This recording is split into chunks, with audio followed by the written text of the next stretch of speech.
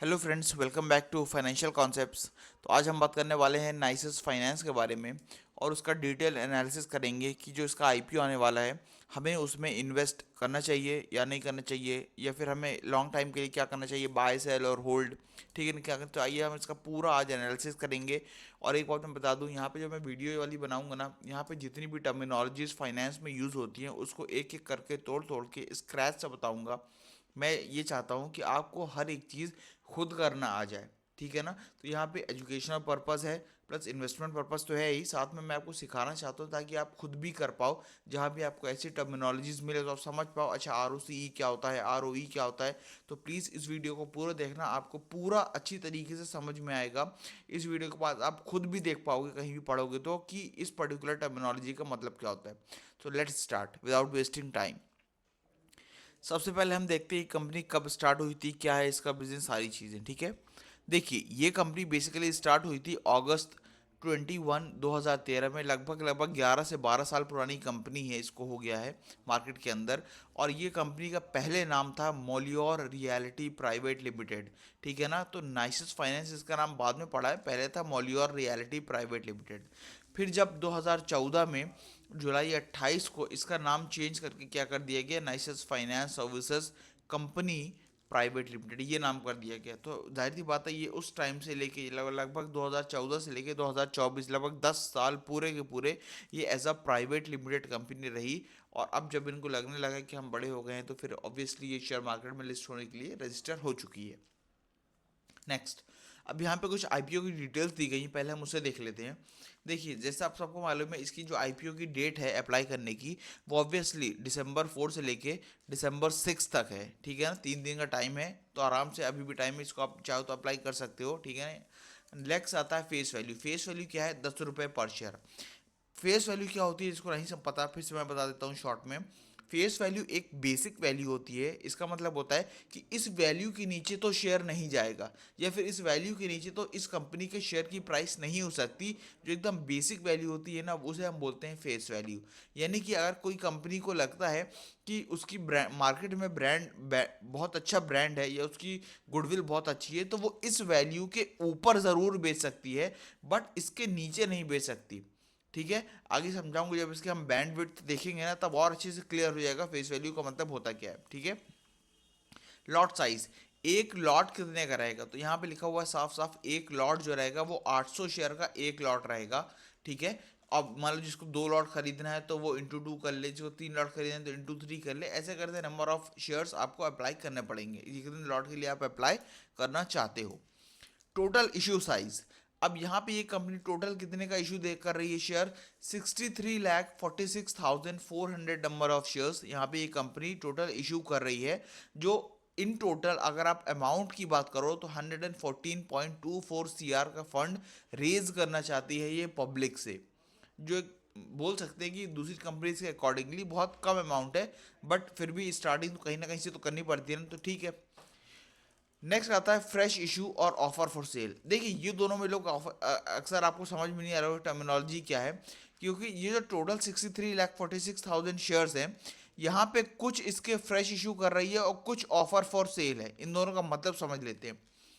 Fresh issue का असल में मतलब होता है कि कंपनी यहाँ पे जितने भी शेयर्स स्क्रैच से बिल्ड अप करके पब्लिक को दे रही है, यानी कि कंपनी के पास इतने शेयर्स अभी हैं नहीं, कंपनी ने इतने शेयर्स नए डेवलप किए और फिर लोगों को ऑफर कर रही है पब्लिक को। इसे बोलते हैं हम फ्रेश इशू, यानी कि एकदम फ्रेशली जो शेयर्स होते हैं, फ्रेश शेयर्स जो होते हैं।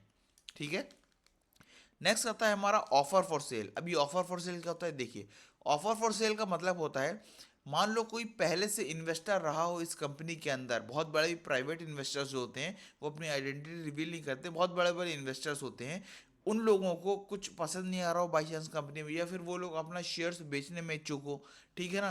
तो वो जो शेयर्स प्राइवेट इन्वेस्टर्स, जो पहले से जो इन्वेस्टर्स इस कंपनी के अंदर एग्जिस्टिंग इन्वेस्टर्स जो हैं, वो अपना शेयर जो भी बेचना चाह रहे हैं, वो कितने हैं, 7 लाख के आसपास के शेयर्स वो लोग अपने शेयर्स इस कंपनी से बेचना चाह रहे हैं।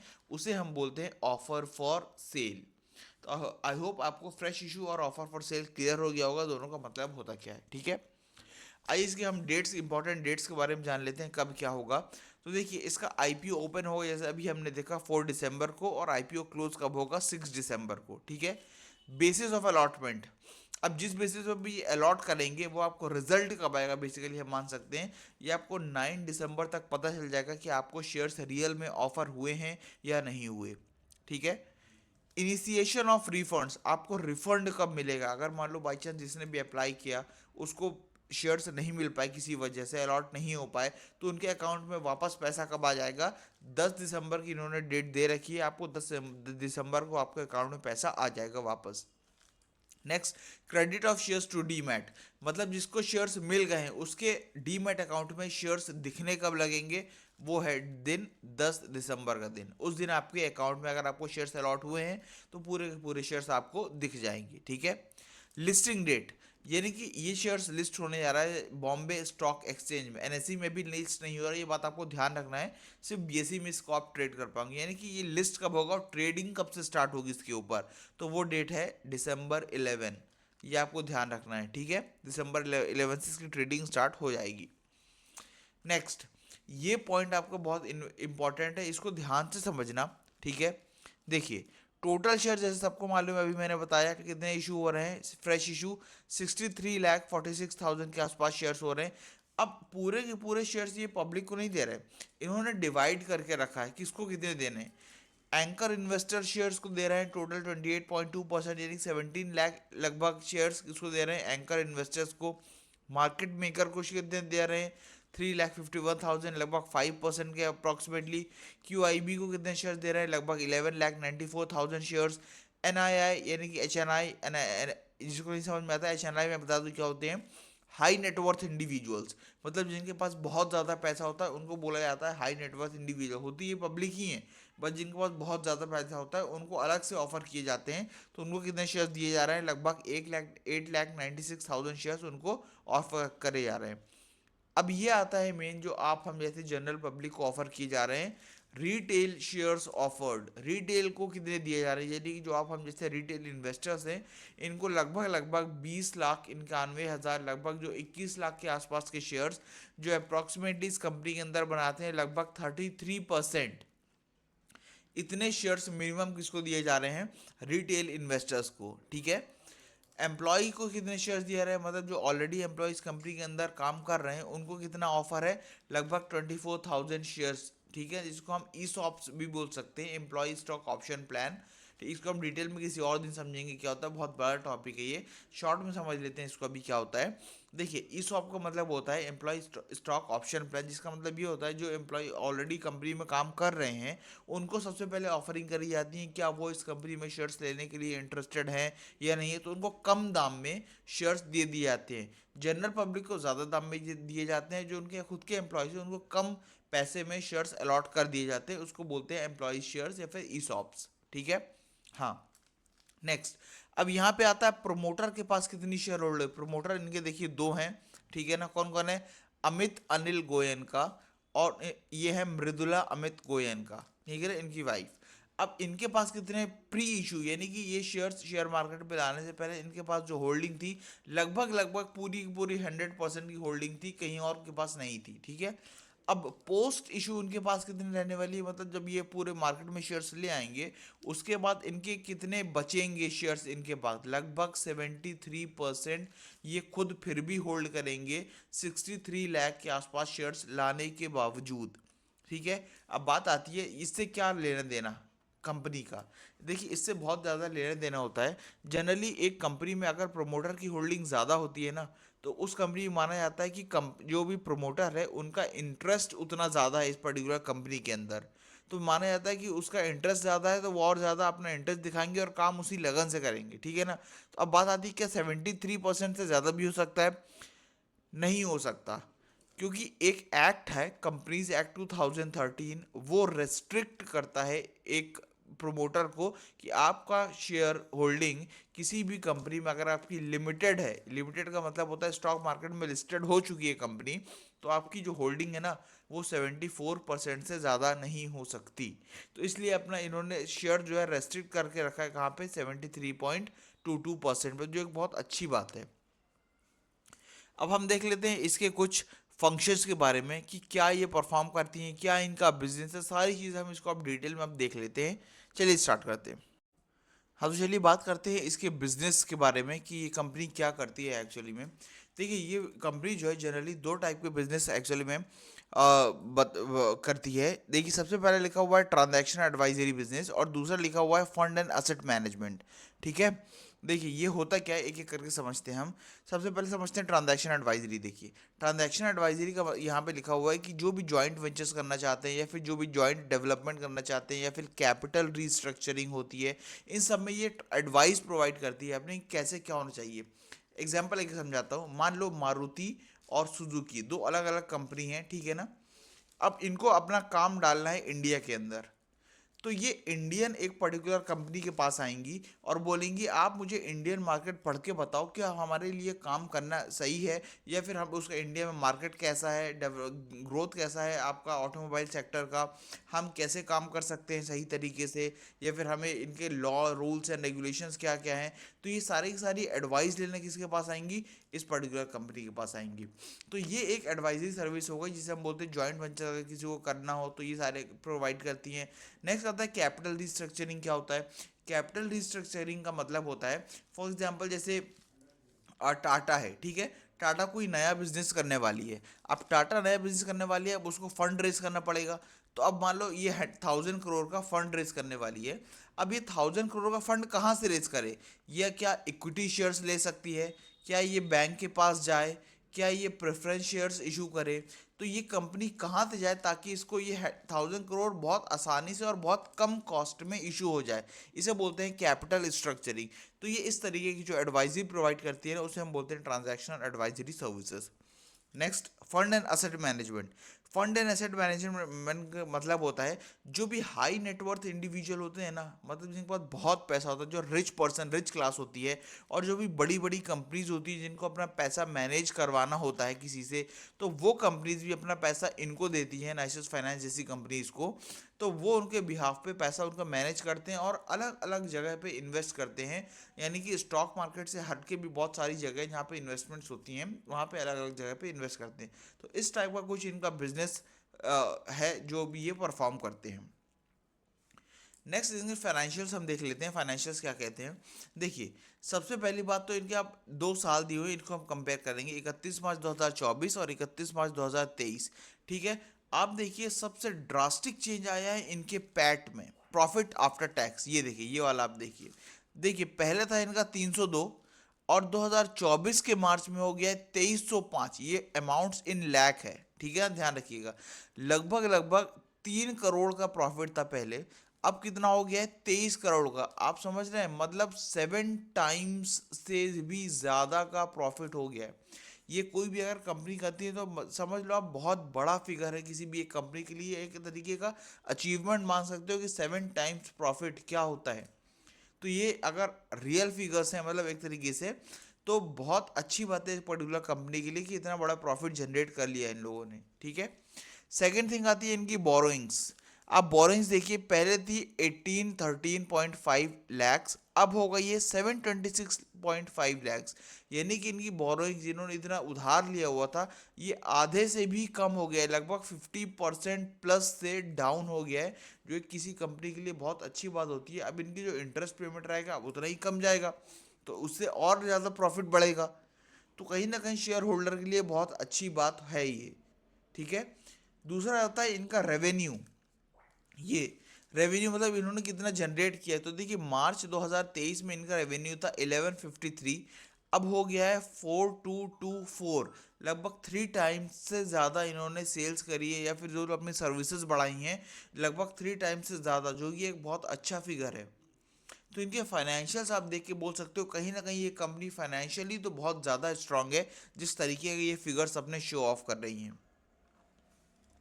नेक्स्ट आते हैं हम की परफॉर्मेंस इंडिकेटर की तरफ। देखिए इसमें आपको सारे सारे जो की परफॉर्मेंस इंडिकेटर समझना होगा। सबसे पहले हम बात करते हैं आरओई की। आरओई का फुल फॉर्म होता है रिटर्न ऑन इक्विटी। यानी कि जो भी इसमें इक्विटी शेयर होल्डर्स हैं या फिर जो भी शेयर होल्डर्स हैं, ठीक है ना, उनको कितना परसेंट रिटर्न जनरेट करके दे रही है, अभी तक कितना दी है। तो लगभग अभी जो इसका रिटर्न था 109% था। मतलब समझ रहे हो, रिटर्न जस्ट डबल से भी ज़्यादा। मान लो इसका जो इक्विटी है यानी कि खुद की कैपिटल जो लगाई हुई है, मान लो 100 करोड़ की खुद की कैपिटल लगी हुई है, और इस पे जो इन्होंने रिटर्न जनरेट करा है ना, तो लगभग 200 करोड़ प्लस करा है, तभी तो ये हुई 109.83%। तो लगभग जस्ट डबल से भी ज़्यादा करा हुआ इन्होंने, जो एक बहुत अच्छी बात है, बहुत बड़ा फिगर है ये किसी भी एक कंपनी के लिए इतना बड़ा रिटर्न जनरेट करना। क्योंकि बड़ी बड़ी कंपनी, अभी हम इसके आगे पियर्स के बारे में जानेंगे, इतना बड़ा रिटर्न कोई जनरेट नहीं करता है। नेक्स्ट आता है return on capital employed, ROCE। ROCE का मतलब होता है रिटर्न ऑन कैपिटल एम्प्लॉयड। इसका मतलब होता है इस कंपनी में जितनी भी ओवरऑल कैपिटल लगी हुई है ना, मान लो इस कंपनी में कैपिटल इन्वेस्टेड है 1000 CR। अब इस 1000 CR में कुछ डेट होगा और कुछ इक्विटी की फॉर्म में ओनर्स ने खुद का पैसा डाला होगा। मान लो डेट इसमें 500 करोड़ का उधार है, 500 करोड़ का खुद का पैसा है। तो इन टोटल 1000 करोड़ से कंपनी ने कितना पैसा जनरेट किया है, तो आप देखो वो भी 101.63%, यानी कि लगभग वो भी लगभग लगभग 2 टाइम्स है। मतलब इस कंपनी ने अगर 100 करोड़ लगाए हैं तो 200 करोड़ के ऊपर इन्होंने रेवेन्यू जनरेट किया है। आप समझ रहे हैं ये बात कितनी इंपॉर्टेंट फिगर्स है ये। नेक्स्ट आता है डेट इक्विटी। ये आपका 0.23 है। डेट इक्विटी ये रेशियो के फॉर्म में गिवन होता है, ध्यान रखना है आपको। डेट इक्विटी का मतलब होता है इस कंपनी में कितना डेट है और कितना इक्विटी है, ये इसका रेशियो बताता है, ठीक है ना। देखिए आइडियल जो होता है एक कंपनी सही मानी जाती है अगर उनका डेट इक्विटी रेशियो होता है 2:1। मतलब अगर किसी कंपनी में 100 करोड़ खुद का पैसा लगा हुआ है तो वो 200 करोड़ तक का लोन ले ले तो उसको सही कंपनी माना जाता है कि हाँ ठीक है इन्वेस्ट करने लायक है। अब इसका रेशियो चेक करिए कितना है, 0.23। सोच सकते हैं क्या है, 0.23:1, यानी कि इसका डेट बहुत ज़्यादा कम है। मतलब अगर इसमें 100 करोड़ खुद का लगा हुआ है तो इसमें जो डेट है वो आपका सिर्फ 23 करोड़ का है। यानी कि आप समझ रहे हो, उधार इनके पास बिल्कुल भी एकदम ना के बराबर है। लगभग 23 करोड़ का डेट है, 23% आप मान सकते हो। तो ये कहीं ना कहीं बहुत अच्छे फिगर्स शो कर, इसके फाइनेंशियल्स प्लस की परफॉर्मेंस इंडिकेटर्स कहीं ना कहीं बहुत ज़्यादा अच्छे हैं, ये बात आप जान लीजिए। तो देखिए यहाँ से तो हमें सारी चीज़ें देख के समझ में आ रही है कि इसका ROE बहुत अच्छा है, ROCE भी बहुत अच्छा है, डेट इक्विटी रेशियो भी बहुत अच्छा है। अब इसका बात आती है पैट मार्जिन। पैट मार्जिन का मतलब होता है प्रॉफिट आफ्टर टैक्स का परसेंटेज कितना है। तो देखिए 54.3%। इसका मतलब क्या होता है, मान लो कंपनी ने टोटल कमाए 100 करोड़ रुपए, ठीक है। अब इसमें से सारे एक्सपेंसेस माइनस करने के बाद जो कंपनी के पास नेट प्रॉफिट बचता है वो कितना है, तो वो है 54.3, जो एक बहुत बड़ा फिगर है। इतना किसी का पैट मार्जिन नहीं होता है, ठीक है। आप इसका पीयर्स देखेंगे आपको खुद क्लियर हो जाएगा ये कितने बड़े बड़े फिगर्स अपना डिक्लेयर कर रही है, ठीक है। तो इसका प्रॉफिट मार्जिन आप देख लो 54.3%, जो कि बहुत अच्छा बहुत शानदार फिगर है। तो एज अ कंपनी इसके फाइनेंशियल्स देखने के बाद, की परफॉर्मेंस इंडिकेटर देखने के बाद हमें तो ये लग रहा है भैया बहुत अच्छी कंपनी है, अप्लाई कर सकते हैं। मगर इसका आगे और हम देखते हैं क्या है। नेक्स्ट हम देखते हैं इसका पीयर कंपैरिजन, मतलब इसे कॉम्पिटिटर से कंपेयर करके देखते हैं कि ये कहाँ पर स्टैंड करती है मार्केट में। देखिए ये सारे इसके बड़े बड़े कॉम्पिटिटर्स हैं, Bajaj finance, Bajaj finserv, Jio financial, Bajaj holding, Shriram finance, ठीक है, HDFC एसेट मैनेजमेंट कंपनी, नाइसिस फाइनेंस फिर आती है। तो देखिए यहाँ पे इस वाले बेसिस पे तो हम कंपेयर नहीं करेंगे, जो मार्केट कैप लिखा हुआ है इस पे तो हम कंपेयर नहीं करेंगे। क्यों नहीं करेंगे, देखिए इसका मार्केट कैप देखो सिर्फ 429 CR का, ये अमाउंट इन CR है, ध्यान रखना है। और इनका इन लैक्स है, यानी कि ये इससे 100 टाइम्स प्लस कंपनीज हैं, क्योंकि ये मार्केट में बहुत टाइम से बैठी हुई हैं और बहुत लंबे टाइम से काम करते आ रही हैं, ठीक है ना। इनका मार्केट कैप्चर बहुत ज़्यादा बड़ा है। तो हम मार्केट कैप के बेसिस पे तो बिल्कुल नहीं देखेंगे इसे। तो हम किस बेसिस पे देखेंगे, देखिए सबसे पहले अगर हम देखेंगे इसको तो हम देख लेते हैं इसका PE रेशियो के बेसिस पे, प्रॉफिट प्राइस अर्निंग्स रेशियो के बेस पे। इनका प्राइस अर्निंग्स रेशियो चेक करिए, 27.13, 30.58, इसका 15 पॉइंट, ये एक्सेप्शन है, ठीक है ना। जियो फाइनेंशियल बताऊंगा क्यों, 15.94, 15.02, 28.20, 48.15, 18.29। इसका है नाइसिस फाइनेंस का 18.79, जो कहीं ना कहीं आप देख लो इसके अराउंड ही घूम रहा है, 27.3, 30, 15, 15, 28 इसके अराउंड ही घूम रहा है। मतलब कहीं ना कहीं अपने पियर्स के कंपैरिजन में ही इसका पी रेशियो मतलब सही वैल्यूएशन लगाई गई है इस पर्टिकुलर कंपनी की। सब चीज़ें फाइनेंशियल सही है। हाँ, जियो फाइनेंशियल एक्स्ट्रॉर्डिनरी बहुत हाइप्ड चल रही है। मतलब अपने कहीं ना कहीं जो उसका इंडस्ट्रियल रेशियो दिख रहा है 24.71 का, इससे बहुत ज़्यादा ऊपर चल रही है, बहुत ज़्यादा ओवर वैल्यूड है। तो जियो फाइनेंशियल को एक मिनट के लिए साइड में रख दो। बाकी जितने भी इसके पेयर्स हैं उनके कंपेयर में उसके हिसाब से चल रही है। तो पी रेशियो तो बहुत सही है इस पर्टिकुलर कंपनी का। आरओसी की हमने ऑलरेडी बात कर ली। अच्छा, जैसे मैं बोल रहा था ना, आरओसी इसका बहुत अच्छा फिगर है। आप देख लो, सबसे ज्यादा बताओ यहाँ पे हाइप्ड कंपनी कौन थी? जियो फाइनेंशियल। उसका पी रेशियो चेक करिए कितना, 136। यानी इंडस्ट्री के 4, 5, 6 गुना इसका चल रही है इसकी हाइपिंग। बट इसका आरओसी देखिए, मतलब रिटर्न ऑन कैपिटल, रिटर्न कितना कमा के दे रही है? सिर्फ 1.55%। यानी कि अगर मान लो 100 करोड़ जियो में किसी ने लगाए हैं तो उसका सिर्फ 1 करोड़ कमा के दे रही है। बात समझ में आ रही है? वहीं आप इसका आरओसी चेक करो, 101.56, जो भी हमने पीछे देखा था। मतलब इसमें अगर किसी ने 100 करोड़ लगाए हैं तो वो 201 करोड़ कमा के दे रही है। ये इसकी मैं बात कर रहा था। बाकी यहां से लेके किसी की भी आप चेक कर लो, आस पास भी नहीं नजर आ रहा है कोई भी। तो इस हिसाब से आप अंदाजा लगा सकते हो कितनी अच्छी कंपनीज के फाइनेंशियल कितने ज़्यादा स्ट्रांग हैं बाकी अपने पियर्स के हिसाब से। तो इस हिसाब से मैं बोल रहा था कि इसके पियर्स के हिसाब से तो काफ़ी स्ट्रांग दिख रही है। तो आई होप आपको ये वीडियो यहाँ पे पसंद आई होगी। अब बात कर लेते हैं कि इसे हमें बाय करना चाहिए, सेल करना चाहिए, होल्ड करना चाहिए। और पहली बात तो ये हमें अप्लाई करना चाहिए, इसमें क्या नहीं करना चाहिए। फाइनेंशियल्स देख के तो हम बिल्कुल बोल सकते हैं बहुत अच्छी कंपनी है, आप ज़रूर अप्लाई कर सकते हैं। ठीक है ना? और हाँ, डिस्क्लेमर, पहले आप खुद की भी रिसर्च खुद खुद कर लें, उसके बाद यहाँ पे करें। ठीक है ना? उसके बाद यहाँ पे आप आएँ अप्लाई करने के लिए। लेकिन मेरे हिसाब से अगर मैं होता, बिल्कुल अप्लाई करता यहाँ पे। ठीक है? और इसे लॉन्ग टाइम तक, इनफैक्ट मैं तो होल्ड करके भी रखता, क्योंकि जैसा लग रहा है इसके ग्रोथ के भी चांसेस बहुत ज़्यादा लग रहे हैं। तो लॉन्ग टर्म इन्वेस्टिंग के पर्सपेक्टिव से भी बहुत अच्छी दिख रही है। शॉर्ट टर्म के लिए भी बहुत अच्छा है, प्रॉफिट कमा के निकलना चाहते हैं उसके लिए बहुत अच्छा लग रहा है। मैं होता तो निकल जाता। ठीक है ना? तो अगर आपको ये वीडियो पसंद आई हो तो प्लीज़ इस चैनल को सब्सक्राइब करें, लाइक करें और कमेंट में ज़रूर बताएं कि आपको कैसा लगा और आपको क्या चीज़ इसमें और सीखने को मिली। और अगर आप नेक्स्ट टाइम किस पे ऊपर वीडियो चाहते हैं, प्लीज़ आप सारी चीज़ें लिख के बताइए कमेंट सेक्शन में, और मुझे मोटिवेशन मिलता रहेगा यार। तो प्लीज़ करते रहो। Thank you so much. Signing off.